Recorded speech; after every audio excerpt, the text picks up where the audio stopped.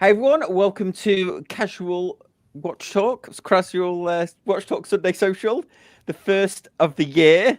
If I can get the title of the show out. I'm very kindly joined. We've only got two members, but we've got a lot to get through, so that's probably going to work out well that we've only got a panel of three because there should be plenty of lively debates. But should we kick this off with a wristwatch check? Dave, do you want to kick us off with your wristwatch check? Sure. I'm not wearing it, but I've got a Swatch Fly Magic in rose gold. Oh, why is it not focusing? Focus camera. There we go. Wow, what is that? A Swatch?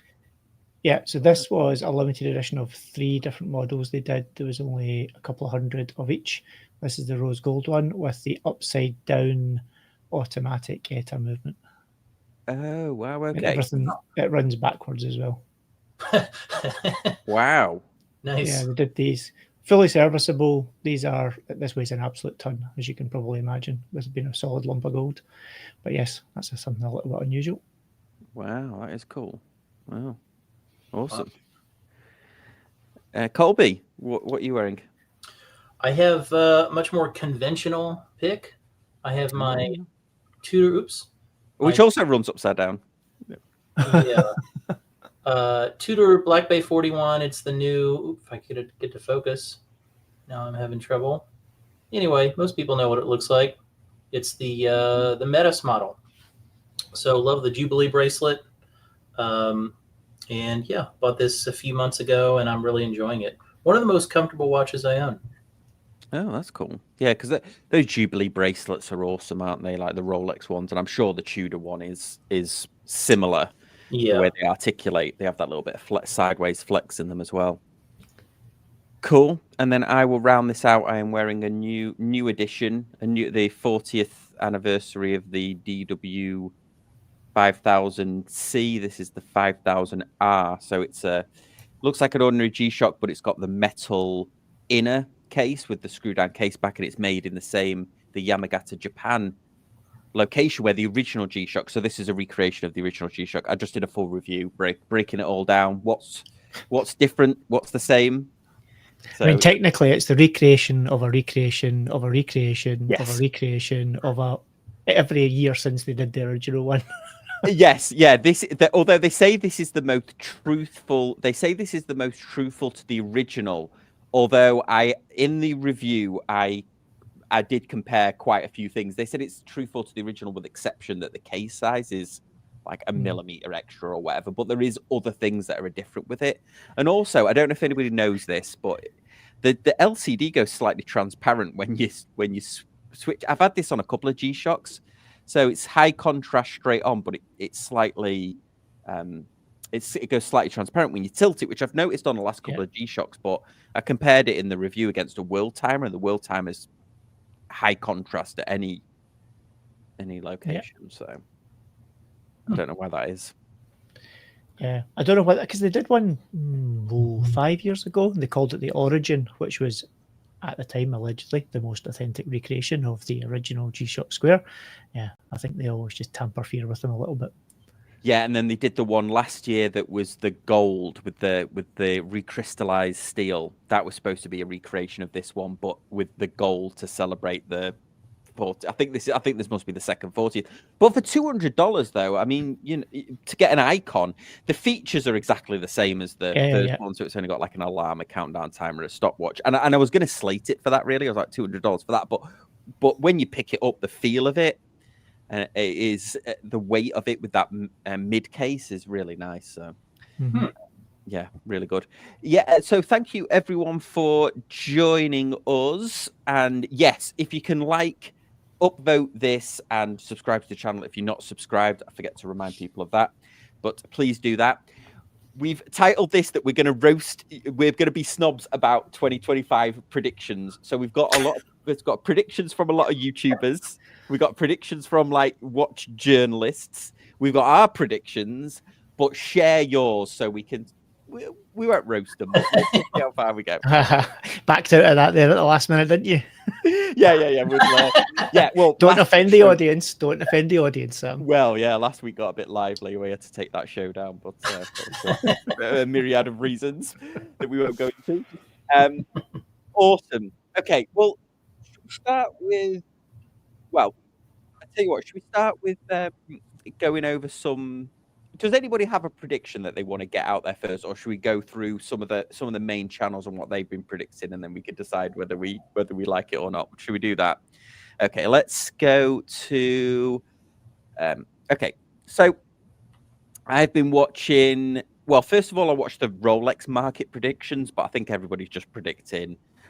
I think a lot of people are predicting either a Coke version of the GMT, something else in titanium, whether it be a standard sea dweller, something that might happen with the Milgauss, whether that's reissued and in titanium, and of course just something random at Watches and Wonders, or nothing exciting at all.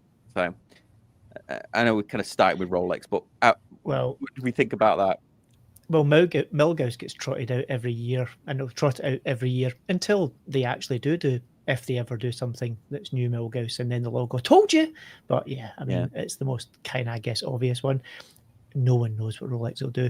My only guess would be, I think, along with most brands, they'll keep it pretty reserved because the market is not in a particularly upbeat mood, shall we say.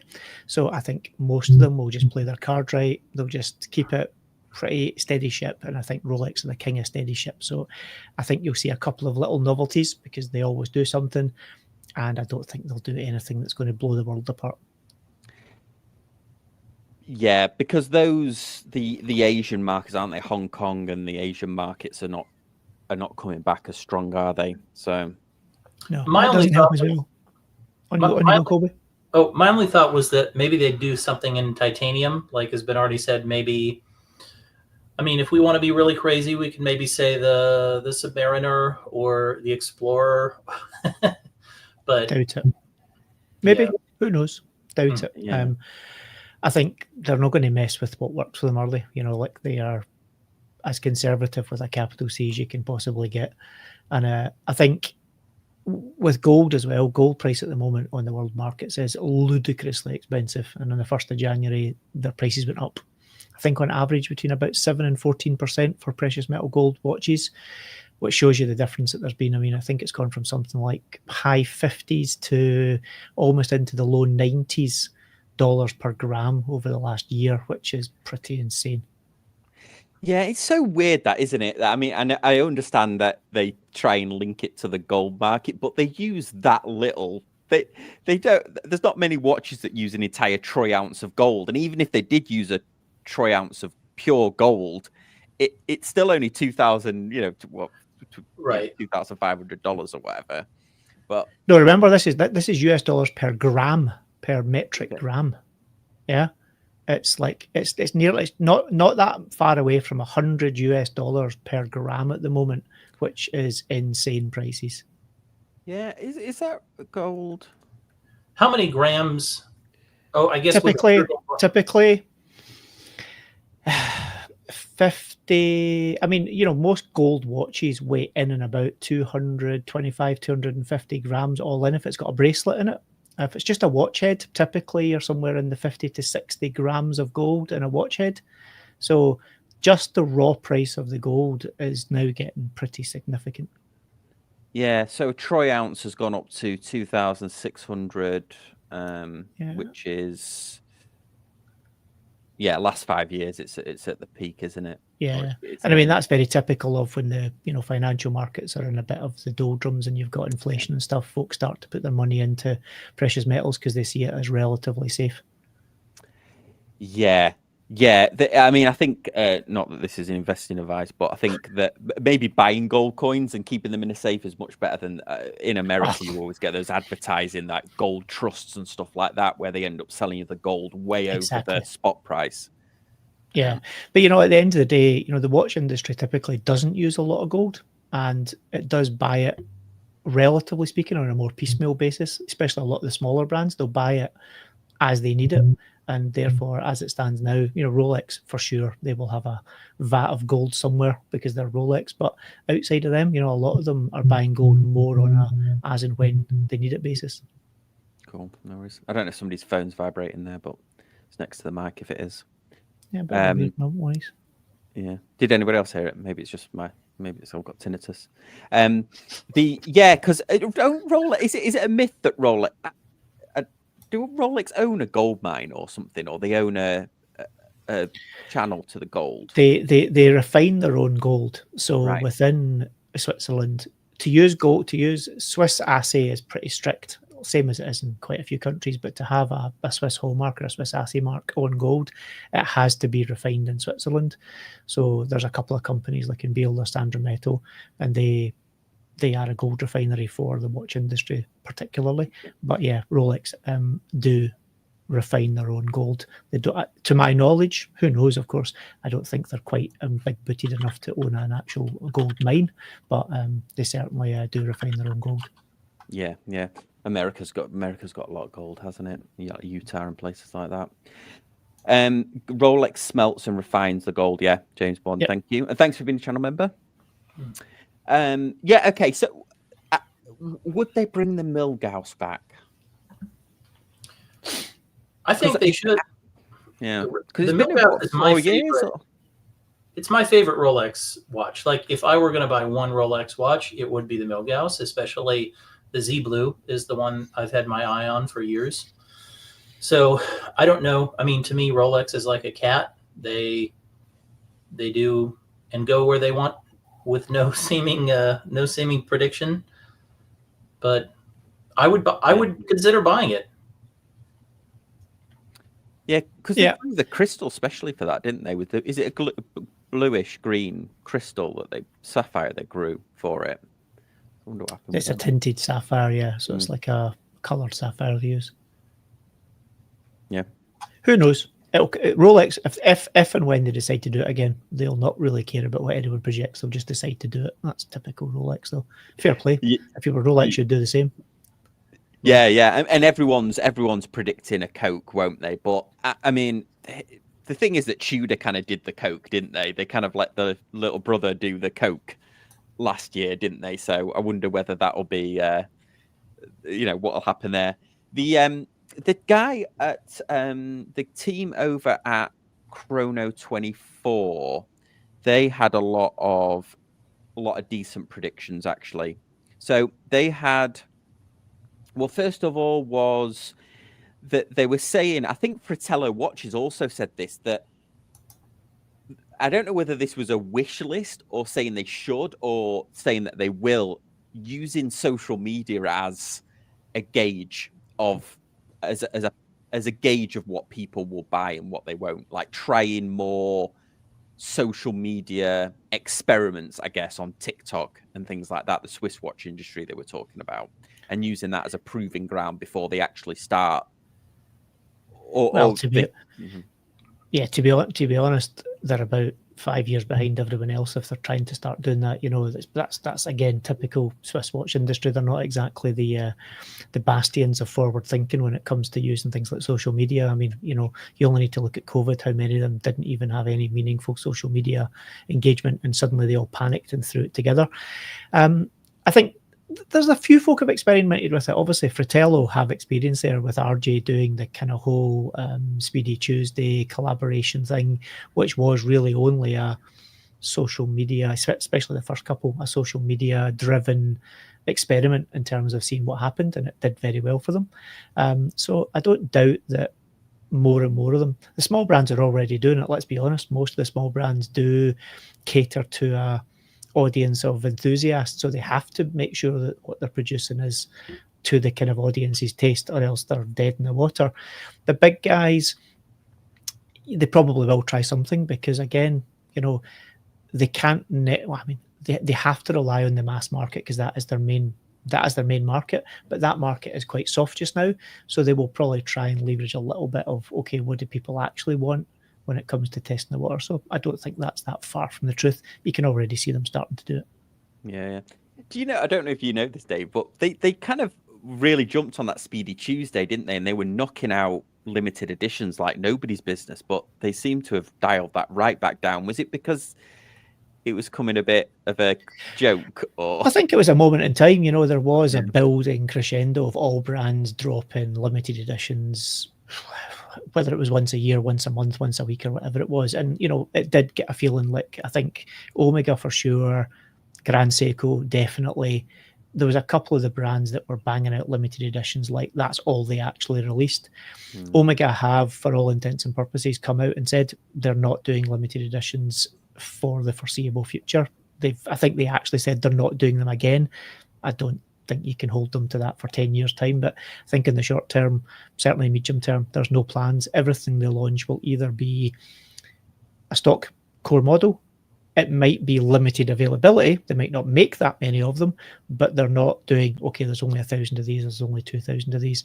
They've said they're moving away from that, which also does help them to kind of manage things a little bit better, because it's easier to say, well, if you wait a while, you might get one, versus, oh, well, we made 2,000 and they've all gone, which is never a good answer to someone when they want something.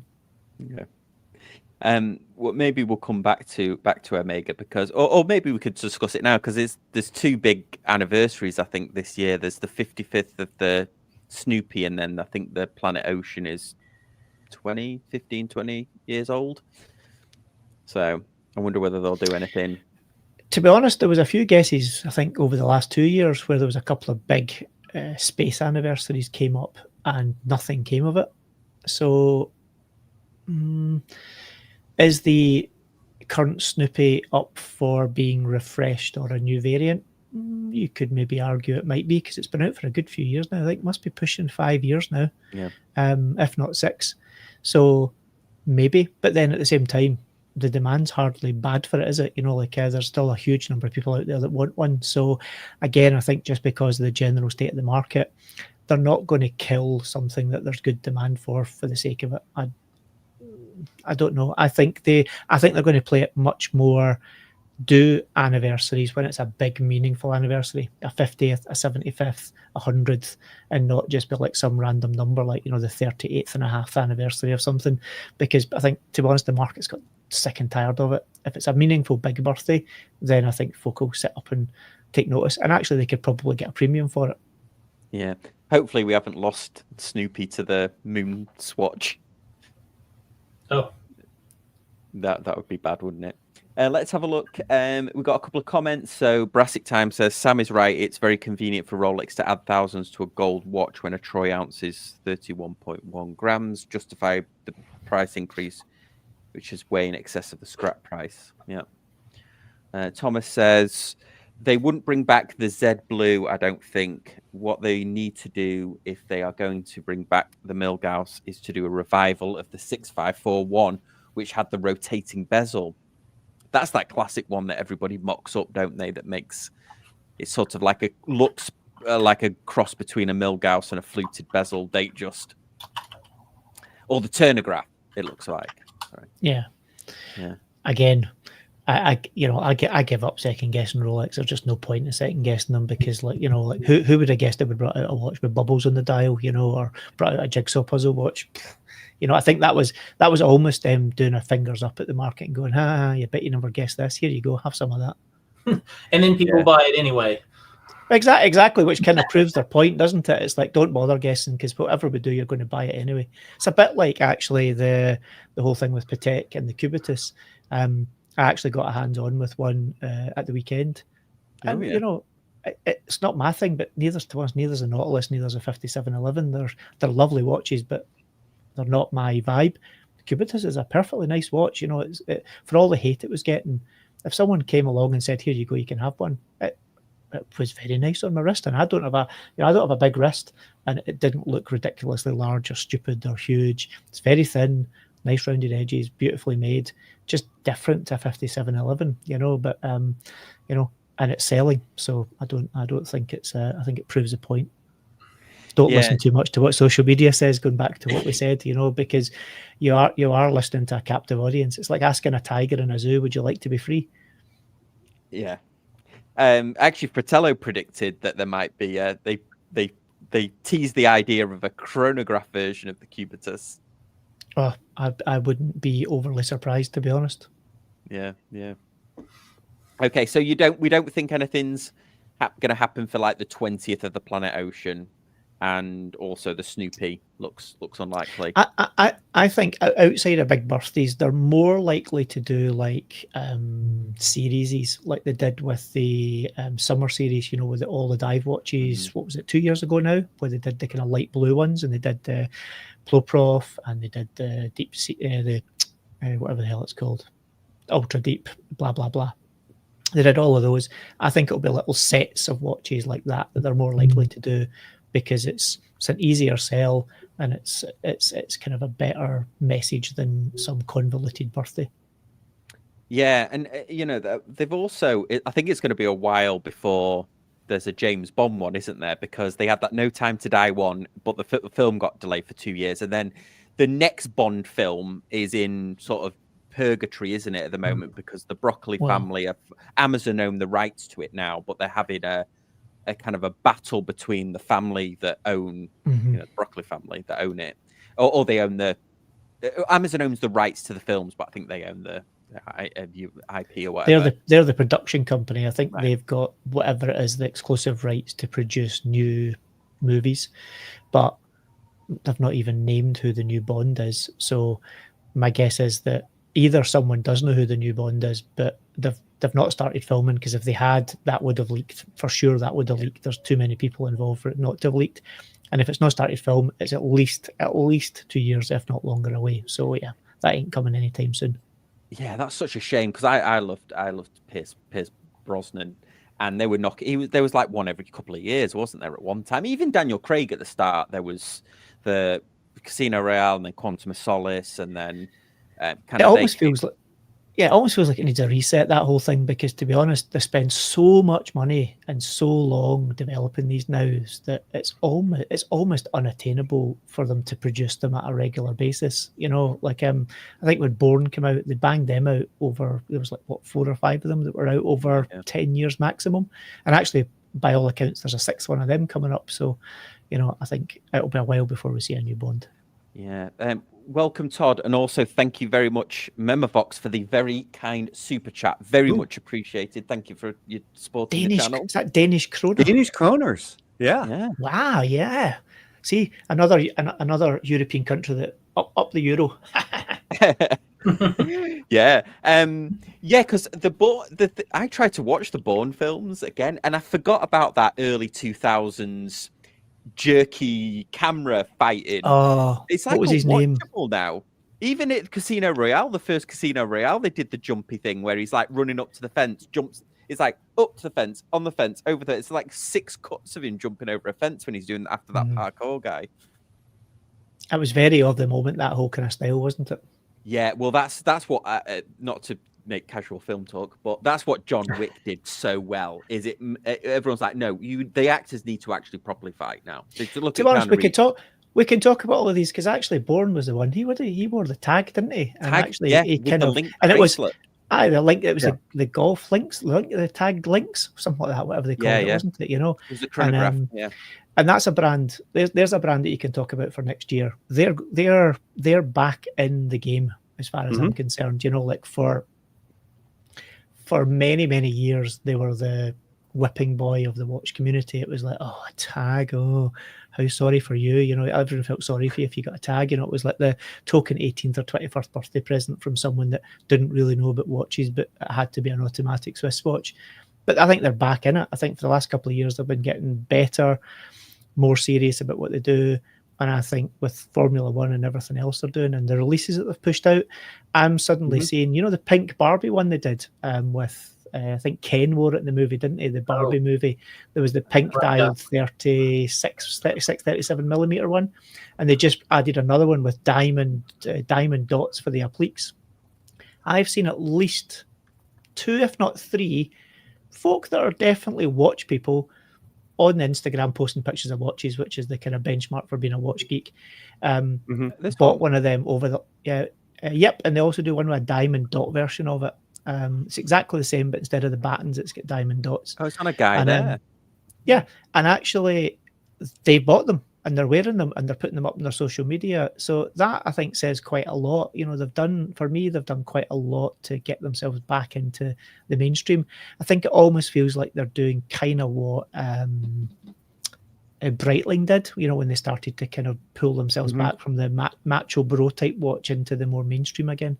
Yeah, they do that one there. You've got up, they do it in the pink dial, the same. They do that one in the pink dial as well. And it was actually a 40-something-year-old guy that's into more sports watches that bought the pink version of that with the diamond dots on it, and he put it up recently. And I was a bit, not a bit surprised is the wrong word, but it kind of reinforced to me that they're definitely back on the game. Right. Yeah, that Octavia I bought this year is extraordinary watch.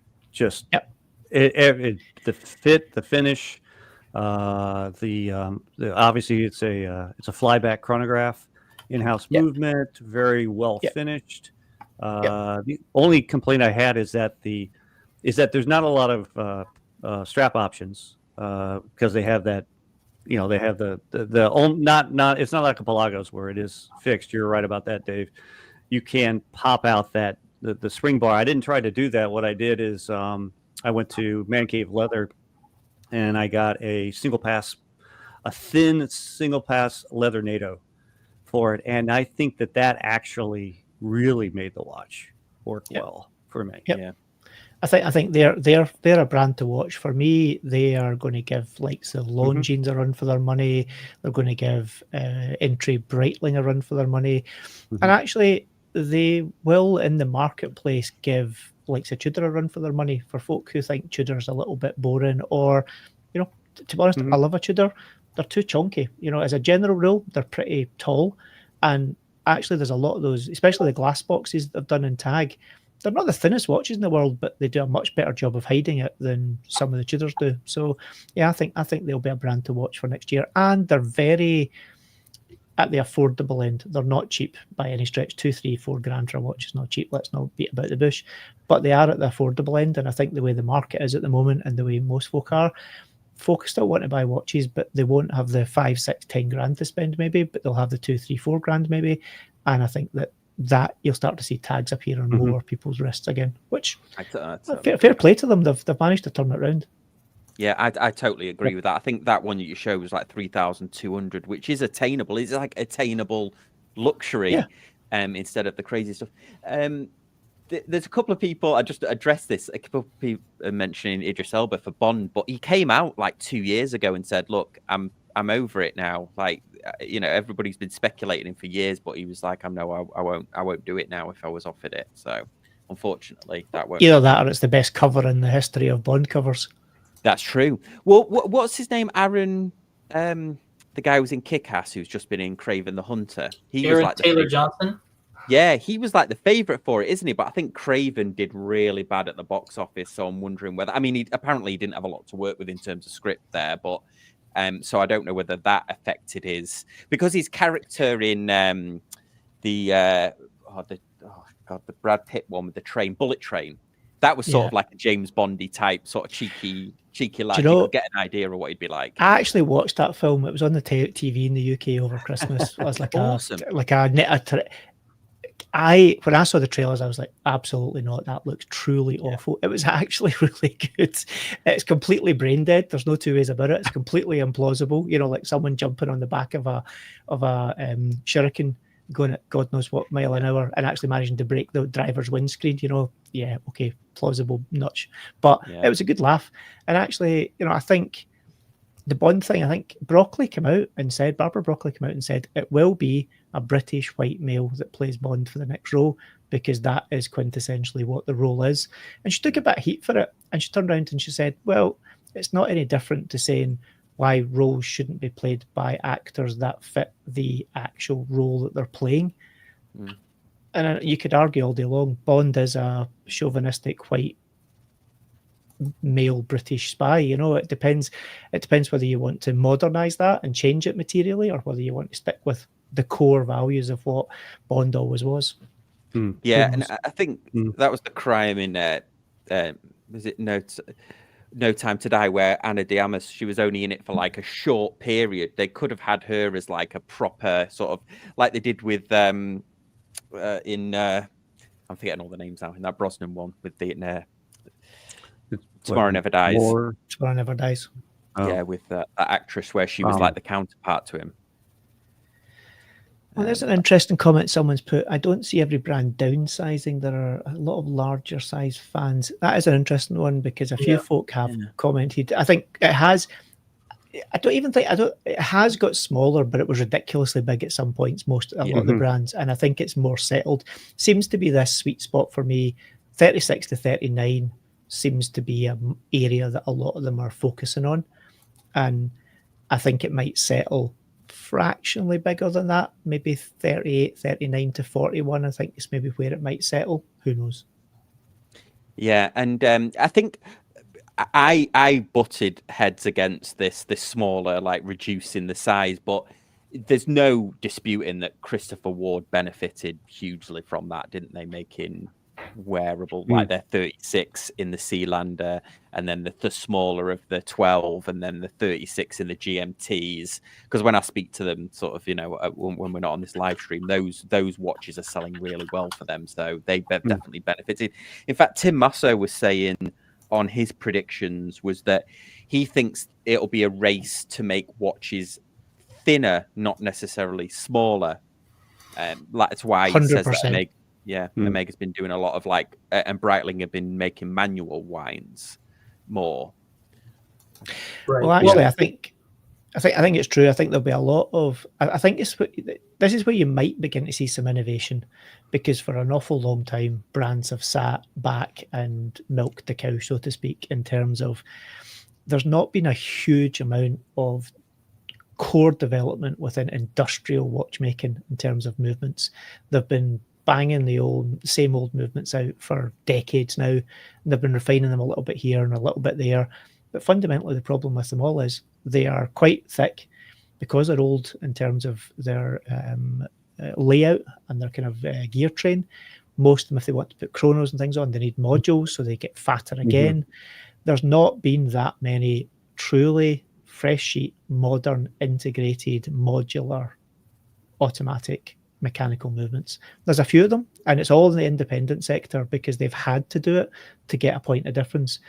Suddenly they've caught up to the point where a lot of the big brands are now sitting up and going, oh, actually, these guys have got better kind of efficiencies, better technical features, slimmer watches. And you're seeing the independent sector consistently now put out watches that are at the thickest 10 millimeters, and most of them are in the 7.5 to 10 millimeters thick.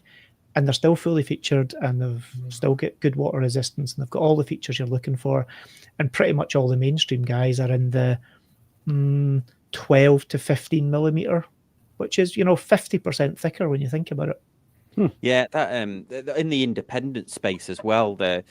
You've got Fears, Jack Mason, and I just reviewed that Paulin, all using that Le Joupre movement, which in the manual wine version is thin. Although Christopher Ward was telling me that the Sleater 330 is really thin as well. It's just that they put it in a bigger case. But that Le Joupre movement, I think you see, and certainly Fears was thinner than I was expecting. Same with the Jack Mason, and then the Paulin that I've just reviewed was thin because of that movement.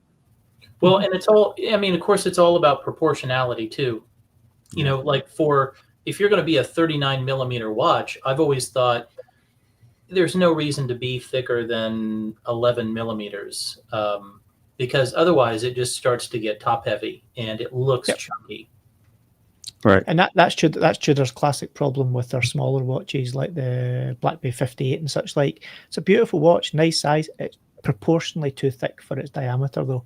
Right. And that's, again, typically a lot of these issues with these brands are down to them being held back by having not necessarily invested in getting the movement thinner. It's the core part. The dial's not that. You can get dials, you can get hands, you can get stack height, you can get all these things thinner. If the movement is X thick, that kind of holds you where you're at when it gets to how thin you can get down to. So that's something. And I think the other thing along with thinness is weight. Finally, you're beginning to see people not hung up about, it's too light, it should be heavy if it's a nice luxury watch, it must be heavy. They finally got on the program with nice, thin, lightweight, fully featured titanium usually, because it is the best material to get that balance of things. And suddenly you can have a 75 to 85 gram with a bracelet watch in full titanium, and they're suddenly realizing that you can wear it all day and you forget you're wearing it, and it's comfy and it's light, and it's no longer this hang up of, oh, but you have to know you're wearing a watch. I think this year will be a year where I think 25 will be the year where that becomes more mainstream. Mm-hmm. I totally agree. Well, I'm supposed to say, Sam, so this is the broad arrow coaxial Omega. Yep. Right there. And this has the, their in-house automatic coaxial movement, and I just measured it for thickness because it's a 42-inch diameter watch, and it's 13.8 to the top of the crystal, which is domed. It's a domed sapphire. So, but that watch feels perfectly fine to me. That to what Colby was saying, the dimensionality of this watch with this thickness is really, really nice. It sits on the wrist really, really well. But if that thickness were in a 39, then you're, I mean, thick watches can be made to, they've done a very good job. Most of the brands have refined them so heavily that they've managed to make thicker watches very comfy to wear. I mean, the Ploprof, the last generation of the Ploprof was a prime example. It's a monster of a thing, and I'm exaggerating because a Ploprof is a big chunky dive watch, blah, blah, blah. But it's very comfy to wear. But when you start to wear a really thin sub 10 millimeter lightweight watch, and even if you're not wearing cuffs or shirts and things, and you suddenly realize that you never catch it on your jacket sleeve, or you never catch it on anything just because it's so slim to the wrist, you suddenly, when you go back to wearing something a bit thicker again, you notice that things like your jumper runkles up against it, or it catches on it when it's pulling, and it suddenly is something that's, a little bit of a nice thing. You think, actually, I want more of that. Yeah, we're getting some interesting comments about the manual wine. So Mo's Munchie Box, he says, can you override a manual? And then Von Krul said, yes, of course you can. And then he's saying, Depends well, that's why nobody will buy them. But to overwind a manual watch, I mean, you've got to really crank it. But also, but it also depends what the movement is. If the movement's got overwind, a lot of newer movements have got overwind protection. So the answer essentially is no, you can't. It's a bit like anything, the old maxim of don't change the date between, 9, 10 o'clock at night and 3 o'clock in the morning. Any modern new movement, you can change that. You can change it at midnight if you want. It makes no difference to the watch whatsoever. But it's all these legacy hang-ups that are still here because the whole industry has relied on using stuff from the 1950s, 1960s, post quartz crisis. Literally all they did was take a small handful of old movements and made them again. That's really still what we're existing on in many cases. Yeah, I've seen a lot of independent brands. Speaking of quartz, I've seen a lot of independent brands. I just reviewed a Paulin, so that's kind of fresh in my mind. But there's a few of them that are doing variants in both automatics and quartz, and I kind of like that. They do that as well. I wish more brands would do that as options of getting a watch, either in quartz or a automatic. Yeah, I mean, quartz is another way to get watches quite thin, and I think actually quartz is another area that, a bit like lightweight watches, it kind of comes in and out of fashion, and for a wee while it was a wee bit, look down your nose at it. But I think people are willing to get back on that you can buy a premium priced quartz watch again. And I think brands like Girard Perregaux have helped to push that. FP Journe with the Elegante. There's a few brands, premium brands that have kind of gone, okay, do you know what? There's a place for quartz. And I think in many cases that's maybe helped validate it a little bit. So you might see some more brands begin to push that out, because that's a super easy way to get a slim watch as well. Well, and this goes into one of my predictions for 2025, which is that I think several independent and micro watch brands will release new high accuracy quartz models. 100%. Because that, now that a few years ago that ETA came out with their high accuracy quartz, and you see it in Christopher Ward. I've heard rumblings that Erebus is going to release a high accuracy quartz watch. I have no idea if that's actually true or not, but It's really attractive for me. I also just picked up, if you guys have heard of Pittsman watches, the brand out of South Korea. They have a high accuracy quartz model that is kind of an homage to the Rolex Celebration dial. And it's really wonderfully finished, or it's supposed to be, with a great bracelet, with all the bells and whistles. This one, Colby. Yes, that's the brand, and it's the Overture. But I have that coming in the mail, and I'm really excited about that.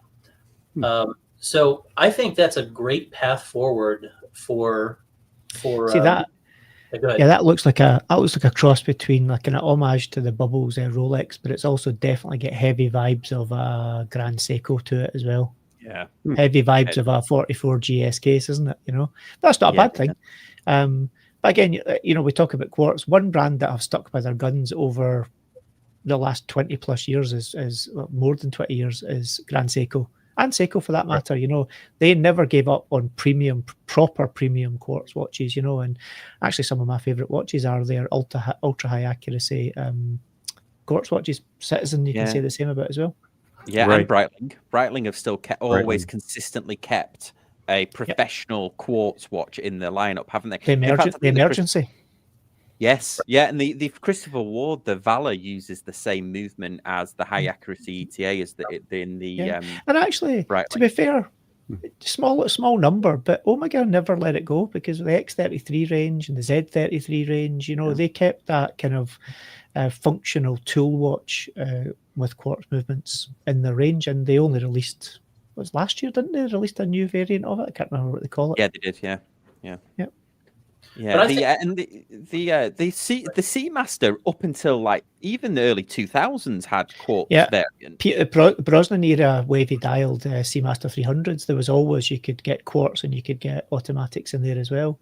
And someone said Cartier. Yeah, I think Cartier do it for a slightly different reason. I think Cartier do it because they do have a lot of very slim, delicate. Right, and women, I think, largely buy those tank quartz, and they sell a ton of them. Yeah.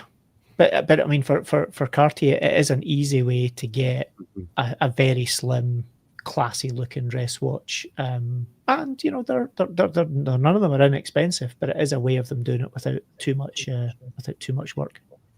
Yeah, it's funny, man. My wife's got really thin wrists, and I just bought her the new Apple Watch, the 10, and it's like 42 millimeters. And I was thinking, it's going to be absolutely monstrous, and it does look big on her, but it's much thinner. She had the previous.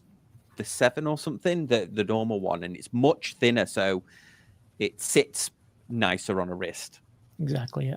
And I think high accuracy quartz, it allows watch companies to appeal to the same things that appeal to watch nerds about mechanical movements, right? If you can get excited about a movement, I think you can draw in some of the people who are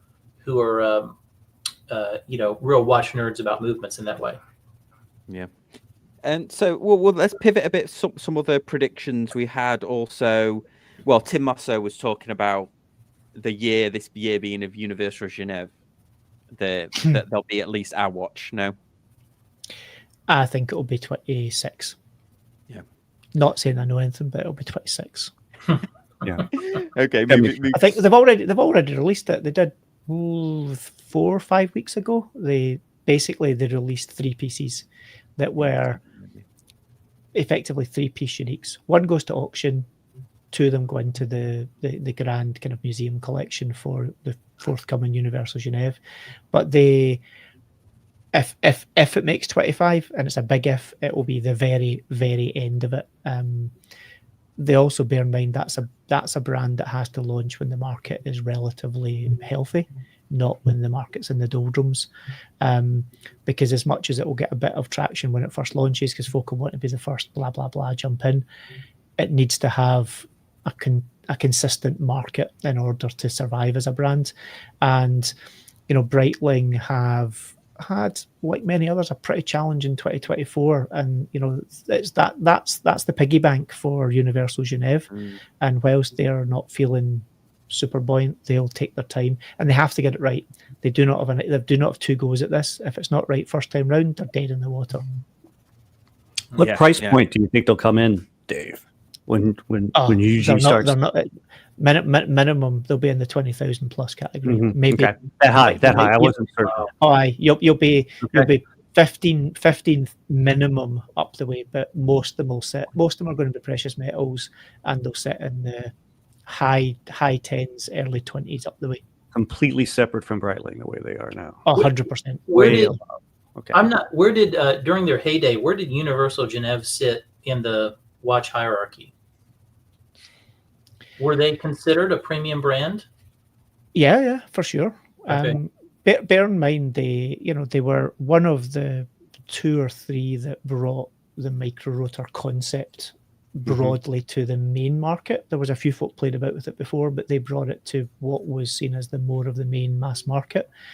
But when they truly existed, and we're not talking about the last 20 years where it's kind of flitted around between a few owners and it's not really done anything, the proper heyday of Universal Geneve, it was a very different world. People bought watches because they were utilitarian predominantly. They didn't buy them as luxury goods. It's been reinvented as a luxury homage to the past, to be honest. They're also, the story goes that it's maybe not going to be a micro rotor, but it's maybe going to be a 3/4 rotor as well. So that is going to be somewhat challenging if that turns out to be in fact completely accurate, because they are absolutely known for micro rotors. They are not known for 3/4 rotors. So you think perception might be a little bit challenging at the start? Yeah. They're also known for, we'll see. I was going to say, Dave, they're also known for the complications. So do you think that they're going to come out with highly complicated watches to begin with, or are we talking about 3-handers? Okay. Yeah. It's going to be simple, premium, luxury, hard to get, expensive. Complications will come, but I mean, on the basis that they're having to effectively come up with a new caliber for a time-only watch, that's relatively easy compared to doing a complication like a chronograph, which is it will take them 5 to 10 years minimum to come up with a new chronograph. And they're not just going to bosh in a BO1 because it'll be the fattest Universal Geneve the world has ever seen to do. Yeah, I guess there's nothing they can use from their archives, like when Zenith was reborn, and bringing back the El Primero. Could they come back with some of their technology at the time and modernize it, or is that just too far of a pass, so to speak? We'll see what comes of it. But I mean, if they're anything like the 3 that they've released as the kind of modern nods to the past, then I think they are not that far off the aesthetic mark of where they have to be. Time will tell though, and the market right now, even if they were ready, which they are not, the market right now is the wrong time to launch it. Yeah. Okay. Well, we got about 10, 15 minutes left. Should we do a couple of our own predictions, maybe 1 or 2 each, of what we think will happen this year in the watch world? I don't know, Todd, you came in late, but do you want to kick us off with this? Have you got a couple that you think is gonna for 2025? 2025. Well, Robert put in the chat. He said, "What do I think about what Seiko's going to do?"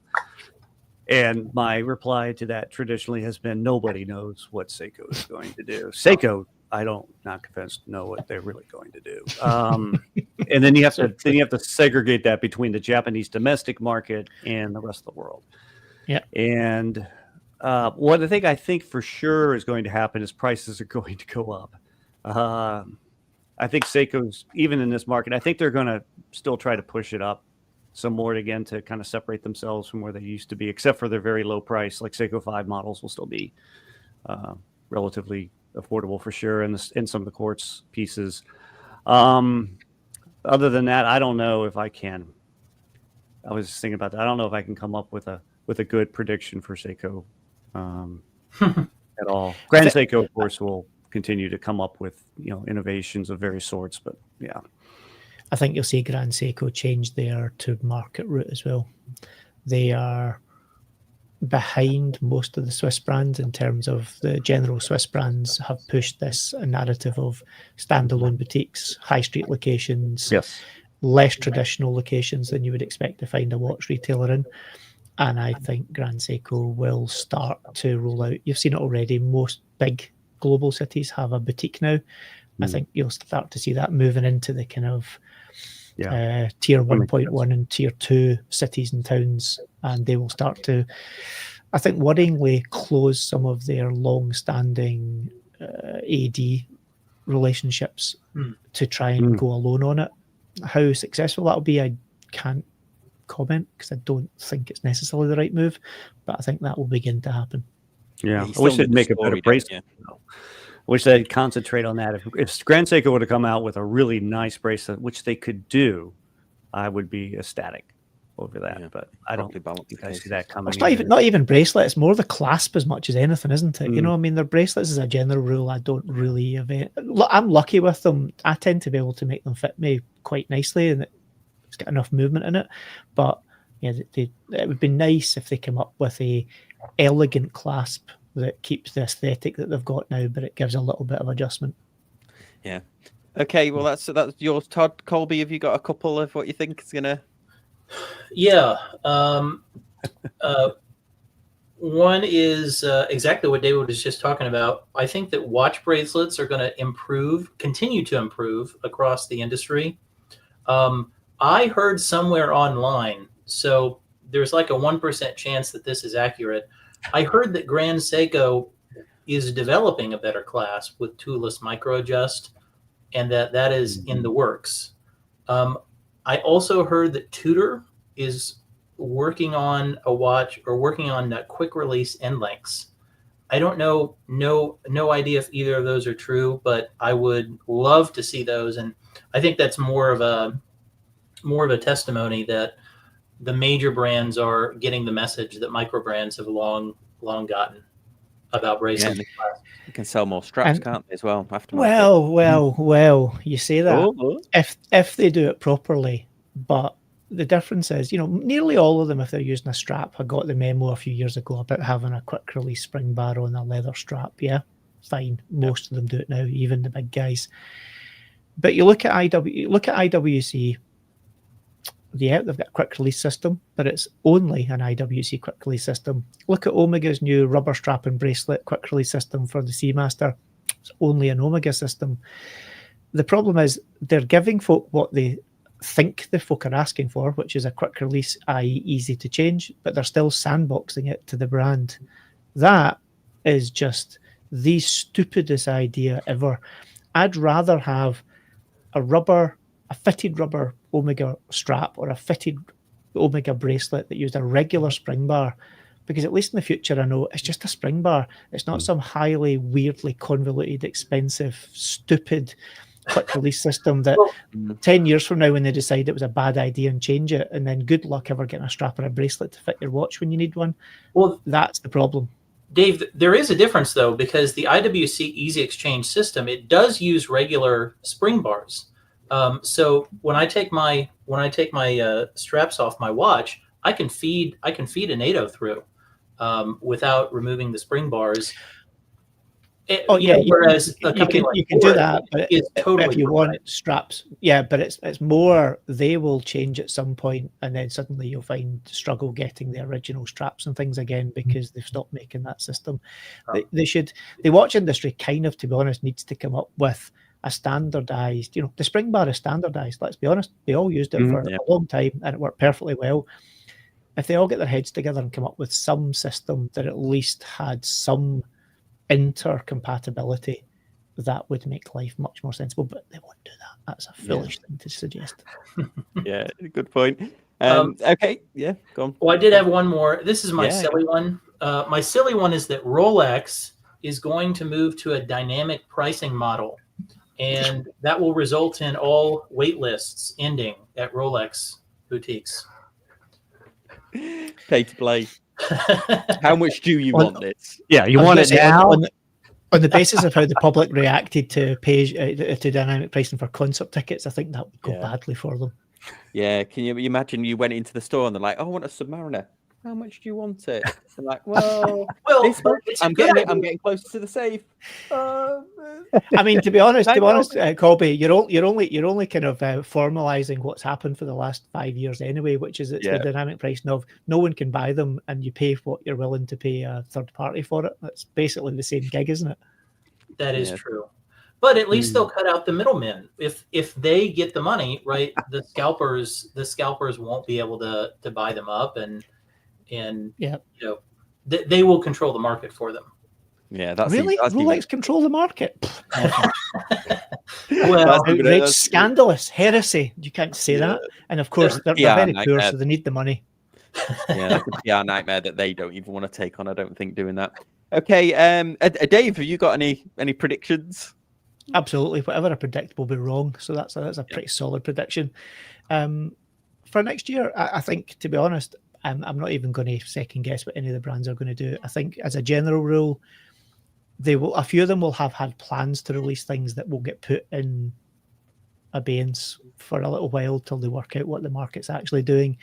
Having the luxury of access to the supply chain, there's a few supply chain companies that are pissing their pants at the moment because the orders have been slashed, not just like a little bit, by a lot of bit. And that says to me that the brands are pulling in their kind of waters and just thinking, let's not do anything risky, because there's a massive issue with excess inventory in the market right across the whole market. There's so many unsold watches out there that they're going to, if they're sensible, they're going to take their time to try and move some of those through. So I think it's going to be a fairly, for want of a better phrase, boring year. It might make it a bit more exciting in that there'll only be the odd release that pops up that you go, oh, that's exciting, and folk will maybe get excited about it. But I don't think there's going to be this wash of releases. And if there are, it'll be colour iterations, new dial here, tweak the colour of the strap there. It'll be, there's no big investment going to get slammed into it. Yeah, I think that the dials are going to, I think there's been a bit of an arms race on different dials, hasn't there? Stone dials, meteorite dials, aventurine, green aventurine. I think there's going to be the watches will probably stay similar, but there's going to be more interesting materials used for dials, I suspect. Which and actually, Robert in the chat's got it right as well. Ring watches. Everyone and their dog's going to make a ring watch. Everyone and their dog, including Casio, who managed to celebrate their 50th anniversary in 2024 by releasing the 50th anniversary ring watch in 2025. Perfect sense that makes. Yeah, I'm actually hopefully that I'll get one of these off Casio, the ring watch to review. But yeah, I mean Swatch. I mean that must be a shoe-in for Swatch. I mean Swatch must be able to knock out a ring watch. I can smell the plastic factory cranking them out just now. Cranking out the bioceramic. Yeah, or recycled. You got to get all the bottles out of the Indian Ocean and recycle them, and you've got it made. Yeah. So yeah, Swatch will be a shoe-in for that, and then maybe Cartier. Like Cartier might bring out like a high-end something. I think you'll see a lot of kind of like pendant style, that kind of jewelry pendant style as well. Because who was it? Hamilton a year, 18 months ago started pushing this kind of high jewelry pendant watch. Cartier do them. I think it'll be a combination of that, and ring watches. You've slowly but surely seen them coming kind of like back in again. Folk are buying up all the vintage stuff from Rolex and Patek and all these kind of things. So I think a few more brands will have a bash at that. Yeah, there's some like ridiculous guy on TikTok who makes like a cuff Rolex out of silver. I don't know if anyone's seen this, and he puts Rolex movements in it. It's ridiculous. I shouldn't have even said it because people look it up now and they shouldn't look that up. Should buy shares in it, Sam? Well, it shows him like smelting, and it's literally like it makes an Invicta look dainty. This thing that he's made. So, but I think there's definitely going to be. I think that there's certainly if TikTok doesn't get banned in the US, which we've got 5 days to work that out whether that's going to happen or not. But there's certainly been a lot more watch content on there recently, like watch people talking through like the watch industry and stuff like that, which I think is quite I think it's quite good for the community getting more information about watches on, because I do find this at work. Like, a lot of people still like the smartwatch. In fact, my boss at work and my other colleague at work, both of them religiously wore Apple Watches, smartwatches. Mm-hmm. But now they're like, do you know what? I would like a normal watch. And both of them for Christmas got, like, my boss got a Citizen, beautiful Citizen. I think people are turning towards the, hey, I'm always, I don't want to be always connected now. I want to be have a separation. So I do like that. Fair point, James. Fair point. He's embracing his youth. Oh, TikTok. TikTok. Do you know that's an interesting point though, because if it does get banned, which is the incoming savior in chief will possibly save it, but we'll see. It will change the demographic of social media, because Instagram, we all think Instagram's the latest and greatest and young and hip and everything, but it's old. And so many young folk are like, Instagram, wouldn't be seen dead on it. Like, I know my brother's kids, they're like 18, 19, they're like, absolutely never be seen on Instagram. Yeah. And they see Instagram as quite commercial, and they're all on TikTok. And I'm no doubt the US is not going to be any different. Everyone in that probably 14, 15 through to early 20s are on TikTok. Where do they all go? Oh yeah. And where do the companies aim their marketing and their messaging at that audience when that suddenly disappears? Because they're not all going to jump onto Instagram. They just won't do it. Yeah, it's funny. Just a little plug for we bought the podcast back. I did the first audio podcast again. So if you were a previous fan of the podcast, we bought it back. I did one with other Todd V, and we actually had a joke in there about Elon Musk, and it wasn't anything bad, but I cut it out because both of us were. I joked with Todd. I'm like, he is that petty, isn't he, to single out a niche podcast about watches? He is absolutely that petty. Blast us on X. So I was like, well, we'll just take it out. It wasn't even anything bad, but it got me thinking. Now I'm like, well, if somebody, I don't want to get blasted by the. He's a scary individual, because he's all over the news in the UK at the moment, because Farage and his Reform Party, which is the kind of right wing leaning thing, keeps banging on about how much Trump loves him, and Trump thinks that it's right for the UK and blah, blah, blah. And Trump's going to give him lots of money to bolster him up. And he did a live interview, like one of the biggest political programs, Sunday morning. He's on giving it, evangelizing Musk, even though they're like, but Musk said this, he can't say that. That's not right. No, he didn't really mean it like that. 2 hours later, Musk went on and said, yeah, that guy Farage, he's not the kind of guy that should be leading a political party. You're just like, oh man. It is. It's anyway. Before this is the one that we get singled out on. Well, that was a really. There's my prediction. Yeah. This channel gets cancelled by the end of 25. Yeah. Well. Anyway, Anyway, that was some great predictions there. We weren't. I was going to make a comment about why I had to take last week's down, but the less said about that, the better. It wasn't bad. But okay, well, we weren't snobbish about anybody's predictions in the comments, so sorry about that. We didn't really meet the mandate of being snobs about the 2025 predictions, but. I think everyone's been reserved, isn't there? I don't think I've seen any outlandish ones yet. It's just the usual hyperbole, especially at Rolex. Yeah, absolutely. Well, a big thanks to the panel. Thank you, everyone, for the comments. Thank you for all the new members.